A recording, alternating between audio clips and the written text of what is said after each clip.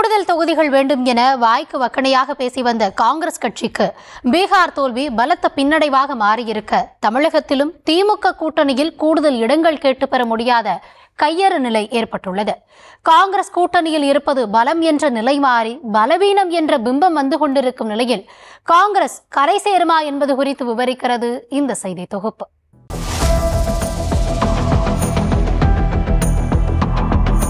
ஒரு தேசிய கட்சிக்கு எப்படியெல்லாம் சோதனை வரக்கூடாதோ அந்த அளவுக்கு காங்கிரசுக்கு சோதனை வர முக்கிய காரணம் வேறு யாரும் இல்லை, காங்கிரஸ் கட்சியினர் தான்.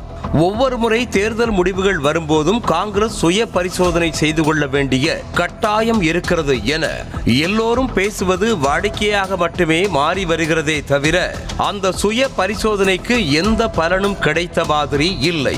ஒரு காலத்தில் எப்படி இருந்த கட்சி என்ற பெயர் மட்டும்தான் தற்போது காங்கிரசுக்கு மிஞ்சி இருக்கிறது.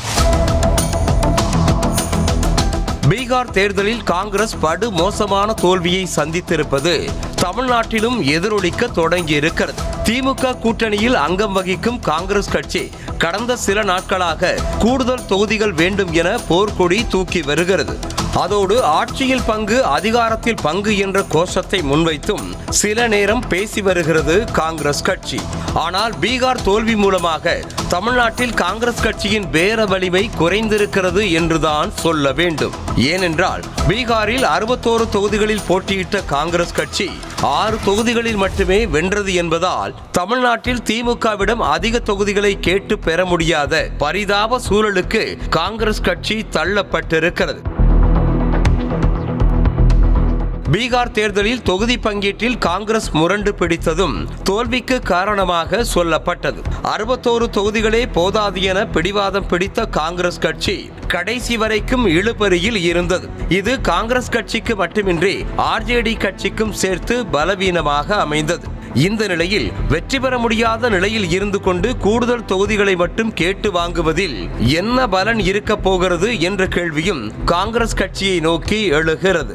தமிழகத்தை பொறுத்தவரையில் திமுக கூட்டணியில் நீண்ட காலமாக அங்கம் வகித்து வரும் காங்கிரஸ் கட்சிக்கும் சேர்த்து தேர்தல் வேலைகளை திமுக தான் கவனித்து வருகிறது. வேட்பாளர்கள் அறிவிப்பது மட்டும்தான் காங்கிரஸ் கட்சியின் வேலை. களத்தில் வேலை செய்வதெல்லாம் திமுக தான் செய்து வருகிறது. அப்படி இருக்கும் போது கூடுதல் தொகுதிகளை கேட்டு வீம்பு செய்வது கூட்டணி தலைமைக்கு நெருக்கடி என்பதை தாண்டி சக கூட்டணி கட்சிகளுக்கும் கிடைக்கும் வாய்ப்புகளுக்கும் முட்டுக்கட்டையாக மாறி வருகிறது. தங்களது பலம் என்ன என்பதை உணர்ந்து அதற்கேற்ப தொகுதிகளை கேட்டு வாங்கி கவனம் செலுத்தி உழைப்பதை விட்டுவிட்டு கூடுதல் தொகுதிகளை வாங்கி மார்த்தட்டி கொள்வதிலேயே காங்கிரஸ் கட்சி கவனம் செலுத்துவது மீண்டும் மீண்டும் தோல்வியை தான் பரிசாக கொடுக்கிறது. காங்கிரஸ் கட்சியை மீட்டுக் கொண்டு வர ராகுல் காந்தி எடுக்கும் முயற்சியில் அவருக்கு அடுத்தபடியாக இருக்கும் தலைவர்களில் யாருமே எடுக்காததும் காங்கிரஸ் தோல்வி முகத்தில் செல்ல காரணமாக பார்க்கப்படுகிறது. கடந்த சில ஆண்டுகளுக்கு முன்பு வரை வட இந்திய மாநிலங்களில் கூட்டணிக்கு தலைமை தாங்கி தொகுதிகளை பிரித்துக் கொடுக்கும் இடத்தில் இருந்த காங்கிரஸ் கட்சி தற்போது மாநில கட்சிகளிடம் தொகுதிகளை கேட்டு கையேந்தி நிற்கும் நிலை ஏற்பட்டிருக்கிறது. சில நாட்களாக திமுக கூட்டணியில் இருந்து காங்கிரஸ் விலக இருப்பதாகவும் விஜயின் தாவேகாவுடன் ஐக்கியமாக இருப்பதாக தகவல்கள் கசிந்த வண்ணம் இருக்கிறது. பீகார் தோல்வி மூலமாக தாவேகாவுடன் செல்லும் வாய்ப்பும் காங்கிரசுக்கு கை கொடுக்குமா என்பது சந்தேகம்தான். பீகார் தேர்தலில் காங்கிரசுக்கு போதிய அளவில் பூத் ஏஜென்ட்டுகள் இல்லாதது தோல்விக்கு காரணமாக சொல்லப்பட்ட நிலையில் தேர்தல் களத்திற்கு புதிய கட்சியாக வந்திருக்கும் தாவேகாவுடன் கூட்டணி சென்று தேர்தலை சந்திப்பது காங்கிரசுக்கு கை கொடுக்க வாய்ப்பே இல்லை என்பதுதான் அரசியல் நோக்கர்கள் கூறும் கருத்தாக இருக்கிறது.